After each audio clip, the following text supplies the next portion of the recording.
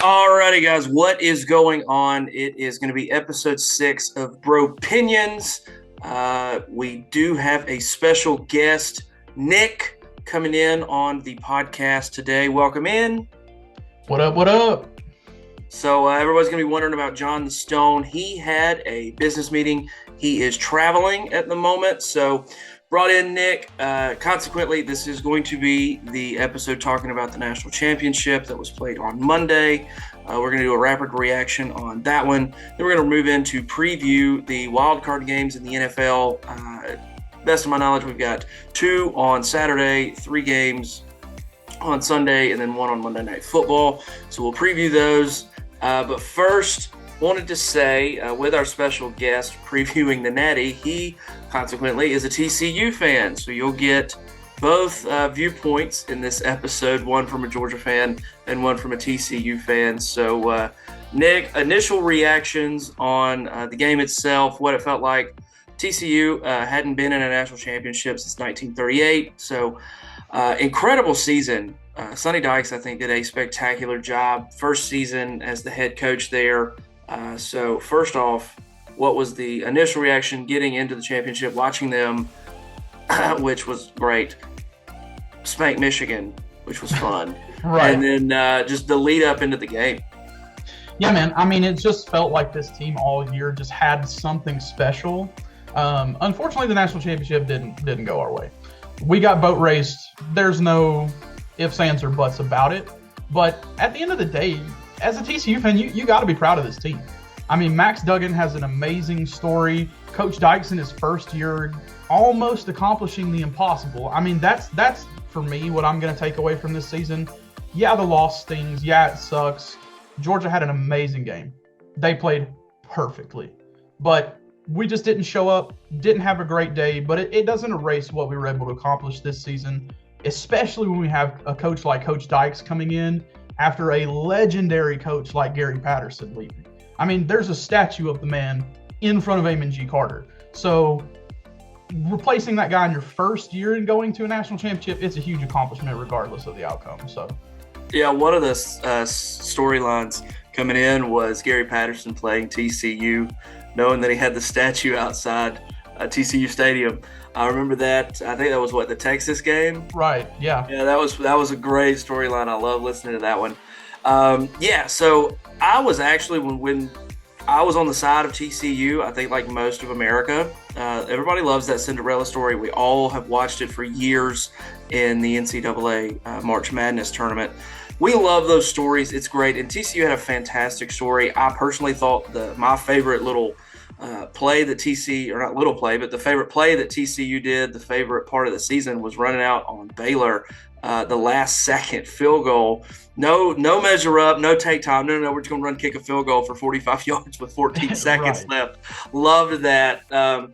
So a week ago, which I think most of the nation was like, you know what? I'd like to see TCU pull this out. I had it picked in the bowl pick'ems, so I'm on record picking TCU winning against Michigan. Monday was tough for the Horned Frogs. I think last week John the Stone and I talked about it being not so much them not being able to play in a big game. Obviously Texas, huge stadium, they've been in big games all season and been able to come back with the exception of the Big 12 championship, but we're still absolutely in that game. And then take down Michigan. This is a spectacular season. This is something to be extremely proud of. Duggan finishes second in the Heisman. Interestingly enough, the Heisman winner didn't make the playoff. The other 3 guys did. And one had to play both. Stetson ended up having to play both C.J. Stroud and Max Duggan. So looking at that, I was very happy enough to get to go out to the game. I'm going to go ahead and just absolutely destroy SoFi Stadium. Everybody that sees it on television or sees the drone shots of it, yes, it's beautiful from out there. But when it rains, their $5 billion roof leaks, and that was awful. It was extremely cold, which you weren't thinking about for LA. I don't think they were thinking super hard about the rain because it was pouring it out of a boot leaving there. And And sadly, the most of the leaking of the roof was on the TCU side, which it just terrible. So not a big fan of SoFi, honestly. I think the concept of it is spectacular. I think it's a great concept. I think in reality they didn't do well. A number of people slip and fell on the concrete. I've heard Pat McAfee talk about it. Colin Cowherd talked about it. All these things. But breaking down, I think what come into was the 3-3-5 defense and what Michigan was not able to do, because D. Winters lit up Michigan. He Absolutely. lived in the backfield. He caught them from behind the entire game, just everything. And he was not as effective doing that this national championship game. When Georgia was going to run to the perimeter, he was able to catch him from the back. So the speed was there. Yeah. Georgia adjusted and started going up the middle, and it was almost like a circumvent kind of thing. And that was just tough. And that's the thing. It's with TCU's defense, the 3-3-5, and I'm no proponent of the 3-3-5. I personally hate it. I've not really liked it all year. I think there's just a lot of sort of reliance on very athletic players. And it's not to say that TCU doesn't have those athletics. It's just that what Georgia did with their misdirection and getting all of our defense to basically just commit to one side of the field, it just made anything that they did work. You know, it was just a fundamental from top to bottom breakdown of the 3-3-5. It is a perfect case in point, a perfect case game to point and go, this is why this defense isn't really utilized that much. There's not a ton of disguising with the defense, so you kind of know what you're doing. You know, our linebackers do blitz a lot, but we're not a team that gets a lot of pressure as well, and that's another problem. You can't leave Stetson Bennett with time. You know, say what you want about the kid's size, the dude can ball. The dude can play football. The guy is a good college quarterback. Maybe he never plays a snap in the NFL, but who cares? He's a two-time national champion. The kid is phenomenal. Yeah, I was listening to another podcast about it, and I think 6 quarterbacks have done it since like 1970. McCarron being one of them in 11 and 12. And the rest of them, honestly, I didn't know. One at USC, one at Nebraska, one at Oklahoma. So, yeah, Stetson, I don't know. He just wins. He's 29 and 3 as a starter at Georgia. The dude, broke the 28-3 curse that the Falcons set on the whole city of Atlanta. Yeah, and we were texting during the game, and I was like, look, I don't say anything. I was there for 28-3. Georgia fans know better than anybody. We can figure out a way to lose games in the dumbest way possible. But I think the look at it was Stetson not only was playing I think the best game of his career. Arian Smith came back. A.D. Mitchell came back.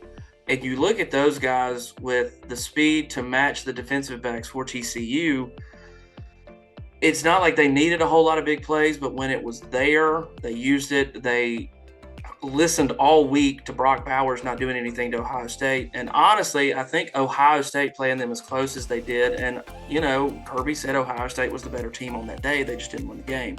That woke Georgia up. It was almost like the SEC championship from last year, from that natty run. It woke them up going, look, guys, you can't just run out here and play around, and if you show up, you win. And I think TCU was just the receiving end of a very pissed off team that was tired of hearing, well, Ohio State should have won. Ohio State should have done this. Ohio State's the better team. And, you know, maybe we get another rematch and Georgia is able to inflict that on Ohio State sometime in the future. But TCU just got a bad end of what I would say was a very upset round of Francis Ngannou. Something like that, yeah. I mean, I look at it like this. I think you alluded to it perfectly when you said, you know, they were a pissed off team. You know, they shouldn't have even been in competition with Ohio State. I mean, Ohio State got blown out by Michigan, who TCU beat. Yep. So you look at it like that. I think a perfect example is just like you said with they had heard all that stuff about you're not ready for this. You know, TCU might upset you. You guys had such a close game with Ohio State. I think that's the same thing the TCU team heard after they lost to Kansas State in the Big 12 championship. Yeah, that Big 12. All we heard leading up to that Michigan game was how we were going to get steamrolled, how we were going to get boat raced, how it was not going to be a close game. It ended up not being a close game. It ended up being a TCU win. And I think a lot of people even think it was closer than it was. But if you go back and watch the game, even if you take away the pick sixes, TCU answered every score that Michigan had. Michigan never led that game. So it wasn't close. It wasn't a close game. So, we heard the same things leading up to that. And I think, maybe we sort of gave everything away in the Michigan game before we played Georgia. But, like you said, I mean, I just wanted the game to be close. At the end of the day, I don't think that there was a team in college football that was beating Georgia on Monday. No, and, the leaked audio of Kirby Smart, you guys can go find it on YouTube. It is not appropriate for this podcast or this channel. We can't quote a word. But I think any team would have heard that, would have started running through brick walls, But yeah, TCU absolutely heard. And I think the term that if I was Sonny Dykes, I would have keyed in on for those 30 days that they weren't playing was the physicality. Oh, Michigan's physicality that they did to Ohio State. They're going to do that. Kansas State wasn't physical, and they still beat TCU. TCU doesn't have the physicality, and they just heard that, and I would have keyed in on that. And they absolutely matched and beat Michigan's physicality. And we've now seen TCU do it this year in the semifinals. We saw Georgia do it last year in the semifinal game. So maybe Michigan doesn't have the physicality. And then what does that say about Ohio State, who's lost to them twice? So it's not like they went up to Ann Arbor, got snowed in, and whatever. No, they were in the horseshoe this year and got boat raced by Michigan, who then were out physicaled by TCU. And then TCU got out physicaled Monday by Georgia. So, everybody wants to say the top four. Absolutely. Everybody has the privilege of hindsight now. Okay, but make no mistake, the committee got it right. TCU absolutely deserved to be where they were. If anybody was to be maybe not, is Ohio State. Was the four best teams? Well, maybe not. Okay, USC lost their Pac-12 game, the Pac-12 championship, and they were taken out of the Final Four.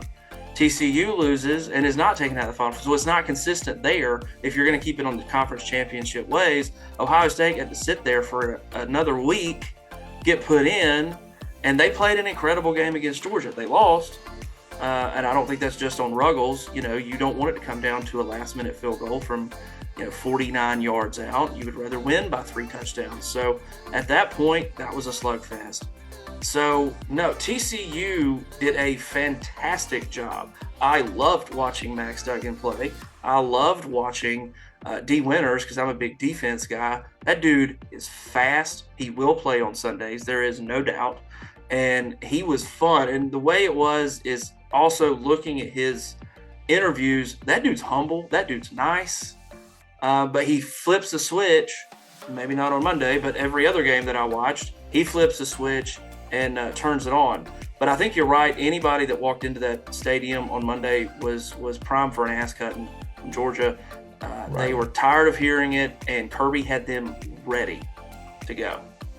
And that's the thing. Like you said about D. Winters, you're not going to get a lot of egos from TCU guys. That's just not the culture there. And you typically don't get a lot of ego from the TCU fans. We're just happy to be here. We're excited to make the playoffs. We got screwed a few years ago when they put in Ohio State over us. And like you said, you can make any case you want. Alabama fans, Tennessee fans, but you guys lost twice in the regular season. We lost in our conference championship. You didn't even make it to one. Yep. You don't have a case. You can say, oh, well, they would have had a better game against Georgia. Maybe they would have. But you didn't make it. And that's all that matters. At the end of the day, right, they wouldn't have won. Maybe it would have been a closer game, but you still would have lost. You couldn't beat Tennessee. You couldn't beat South Carolina.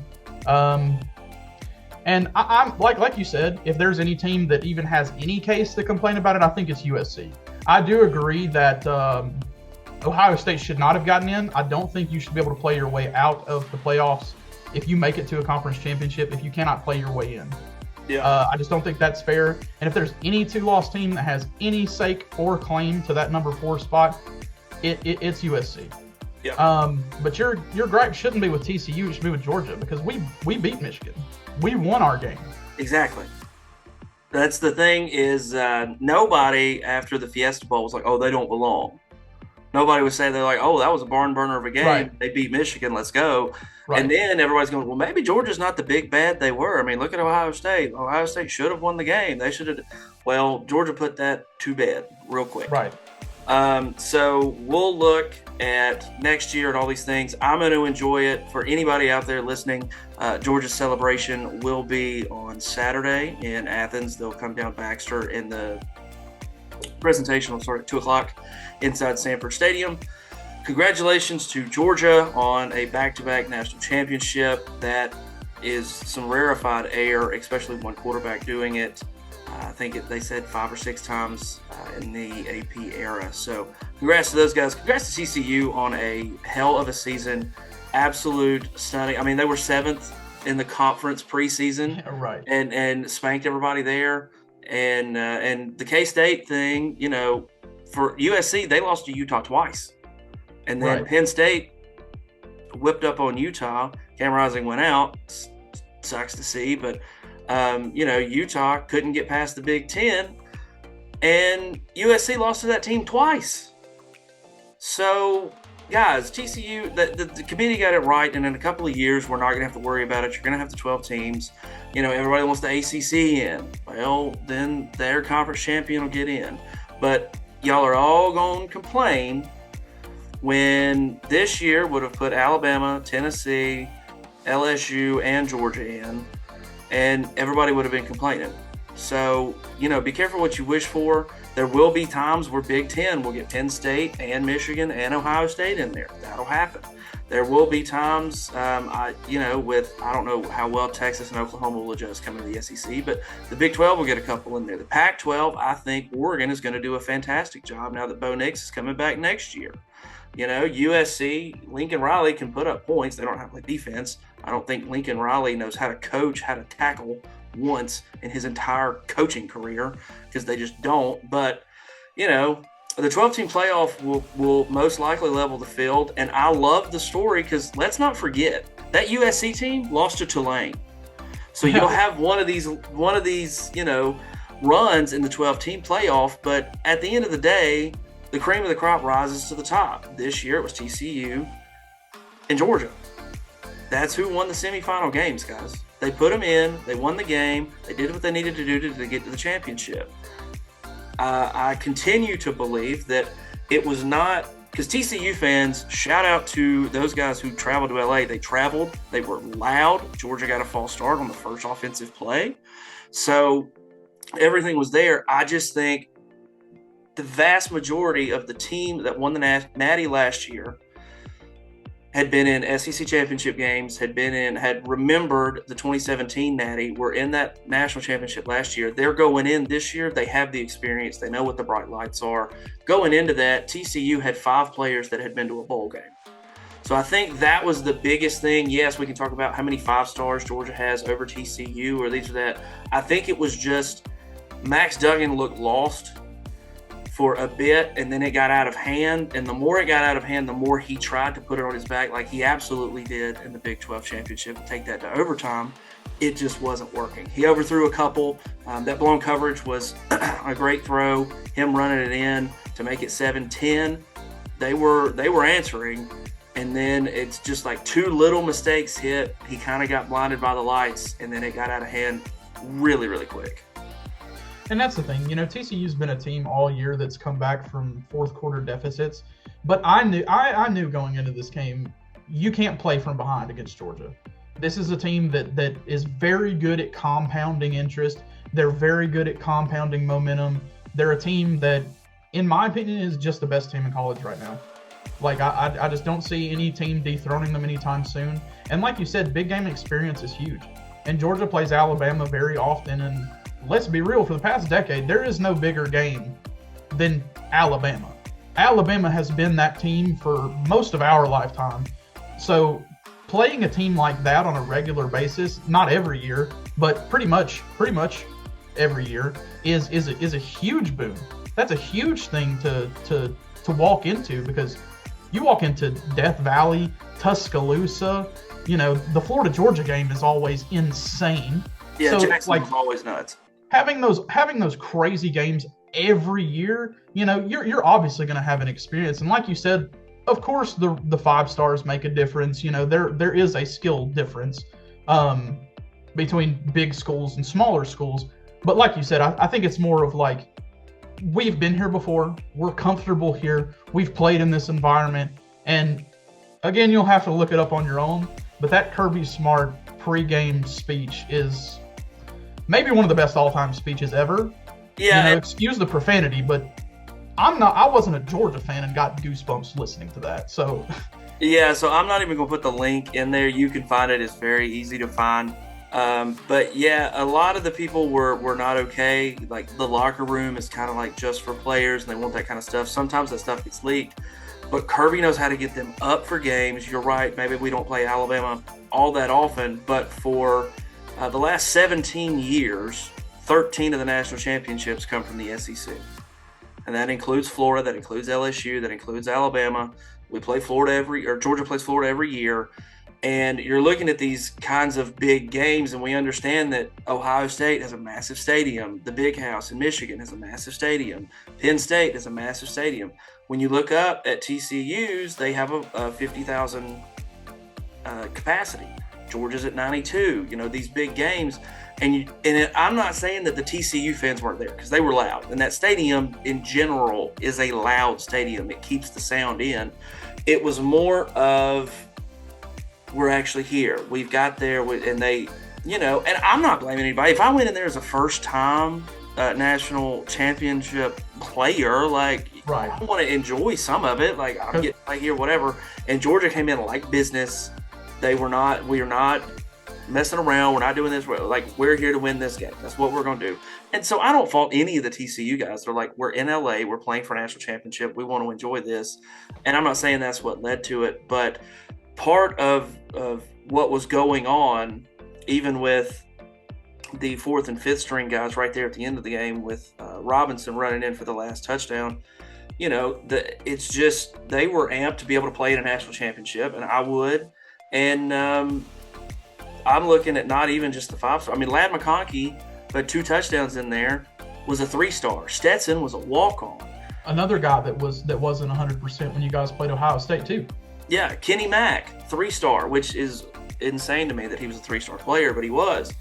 So I'm looking at, when you've got Brock Bowers, that kid, that guy, that player is insane. His name will be called a lot on Sundays. Yeah, his name will be called a lot on Sundays. Top 5 pick. If the draft was tomorrow, somebody would get one of the first 5 picks with him. So, he's coming back to Georgia for another year. But when you've got your second string tight end is a 6'7", 270, just big human being, when you're looking at things like that, you can get overmatched real quick. And being down 38-7, it's hard to get morale back. It's hard to get that kind of morale back. So, again, congratulations, TCU, on a spectacular season. I'm proud of you guys. I thought it was great.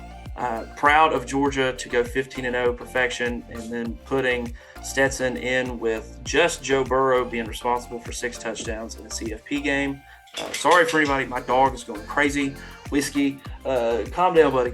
So with that, we will sign off on college football for the season. I love the season. Give me your top 3 moments of the entire college football season in general. Oh, that's a good one. Got to be the kick against Baylor. That was an amazing. I love that moment. That play was great. Man, I'll have to look back. I mean, obviously the win against Michigan, huge game, huge, amazing moment. I think really the game against Oklahoma was kind of the first game that it was like, this TCU team might be legit this year, because Oklahoma was in the preseason polls. Obviously they finished how they finished, but once we got to that game and started rolling in the real meat of our schedule, like, oh, you got to play Oklahoma You got to play in Texas. It was just, that was sort of the moment that it was like, okay, this TCU team might do something this year. So I would say those three as a TCU fan. I'd have to look back at all the other moments of college football, but there were definitely some great ones this year. Yeah, I loved that last-second field goal at Baylor. I was watching that game. For anybody that knows me, I've got like 4 TVs going, watching every game I can possibly squeeze into during college football season. So one was definitely that one. Obviously, Georgia winning back-to-back national championships would be my favorite moment. But I loved watching Tulane come back, and I looked at this and was like, man, if they get a safety right here, that could. And then it happened, and I was like, well, if they can move the ball, then, oh, yeah, that could. And then, well, if they can score right here, and they did, and they ended up taking down USC. Really proud of Tulane there. Loved it. And then, honestly, I'm not a fan of them at all, and we beat them. But watching, and this is just because as a Georgia fan, losing to Alabama 7 times in a row is crazy. But to watch Tennessee get that hurdle off their back, obviously the pyrotechnic crew had worked really hard, went crazy. And then to immediately watch 4 weeks later, watch South Carolina utterly obliterate Tennessee. So that whole camaraderie there, most of mine are going to be out of the SEC. But yeah, watching Tennessee, really enjoy beating Alabama, because you're right. College football has run through Alabama for 15 years. Saban's still the GOAT. I'm not saying, oh, Georgia's on a dynasty. I'm not saying anything of that. With 2 championships now, that's really. I am. I think Georgia's a dynasty, man. I think we're Georgia fans are cheats like crazy. But yeah, watch that, and then watching Beamer Ball absolutely destroy Tennessee over in Columbia was great. So looks like we've got about 10 minutes. Let's do a quick preview on the NFL. I know Bropinions podcast listeners will want to listen to that. So on Saturday, let's just do quick picks. The games are the 49ers and the Seahawks. They'll be in San Francisco, and then the Chargers at the Jags. Who have you got? I love Geno Smith. I love the season that he has had. It's really cool to see him have a career resurgence out of nowhere. That's really good. But I'm picking the 49ers big in this one. I just don't think Seattle has enough to overcome that team, especially after getting Christian McCaffrey. They have just been a different team this year. Yeah, I'm also on that. I think the home teams have a huge advantage right here in the wild card.